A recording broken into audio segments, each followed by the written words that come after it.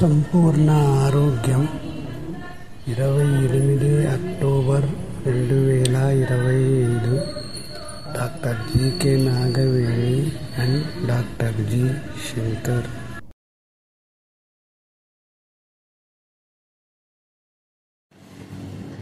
ప్రపంచ ఆరోగ్య సంస్థ WHO ఆరోగ్యాన్ని ఇలా నిర్వచించింది: ఆరోగ్యం అనేది కేవలం వ్యాధి లేదా బలహీనత లేకపోవడం మాత్రమే కాదు, సంపూర్ణ శారీరక, మానసిక మరియు సామాజిక శ్రేయస్సు యొక్క స్థితి.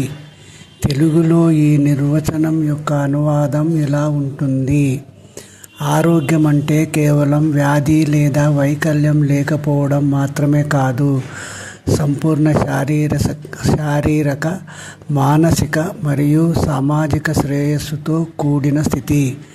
నిర్వచనంలోని 3 అంశాలు సంపూర్ణ శారీరక శ్రేయస్సు, శరీరానికి సంబంధించిన పూర్తి ఆరోగ్య స్థితి; మానసిక శ్రేయస్సు, మానసికంగా ఆరోగ్యంగా ప్రశాంతంగా ఉండడం; సామాజిక శ్రేయస్సు, సామాజికంగా సంతృప్తిగా మరియు ఇతరులతో మంచి సంబంధాలు కలిగి ఉండడం.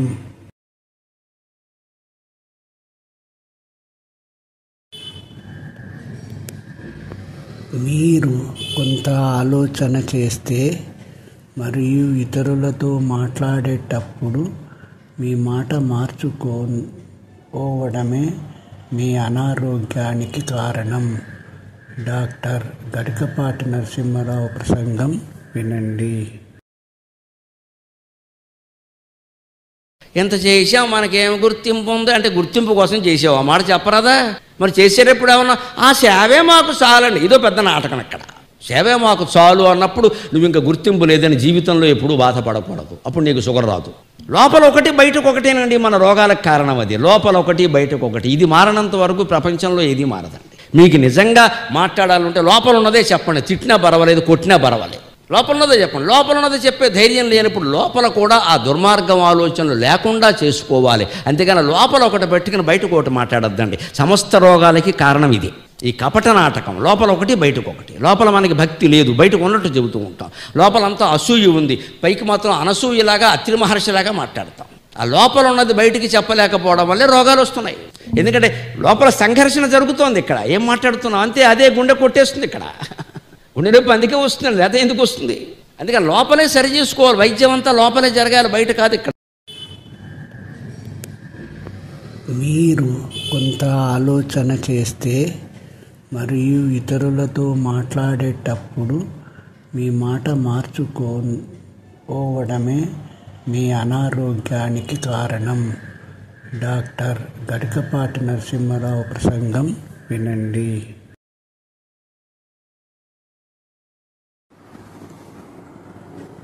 మనం మనుషులను మన తీర్పుతో చూస్తే అనారోగ్యం ఆకర్షితులవుతుంది.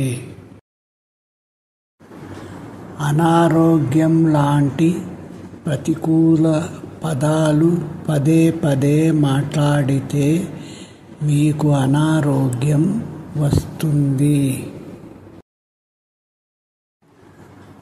ఒక మనిషి మనశ్శాంతిని కోల్పోతే అతను అనారోగ్యానికి గురవుతాడు. మానవ భావోద్వేగాలు అరిషడ్వర్గాలు. అవి కామము, క్రోధము, లోభము, మోహము, మదము, మాత్సర్యము. ఈ ఎమోషన్స్ని ఎవరైనా వాడితే అనారోగ్యానికి గురవుతారు. అంటే మీరు శక్తిహీనముతో అనారోగ్యానికి గురవుతారు. వీటిని వాడరాదు అనుకుంటే మీరు ఆహారములో ఉల్లి, వెల్లుల్లి, అల్లము పూర్తిగా మానేసి పచ్చిమిరపకాయలు, 2 మానవులకు 1 పచ్చిమిరపకాయ వాడితే అరిషడ్వర్గాలు వాడలేరు. మానవ, సత్యము తెలుసుకోవాలి, మోక్ష మార్గము అనుసరించండి. మీకు మా హృదయపూర్వక కృతజ్ఞతలు. If you are conscious, you are treated as peaceful. Then your 5 jnanendriyas and your 5 karmendriyas also you feel satisfied. Then you are with perfect health.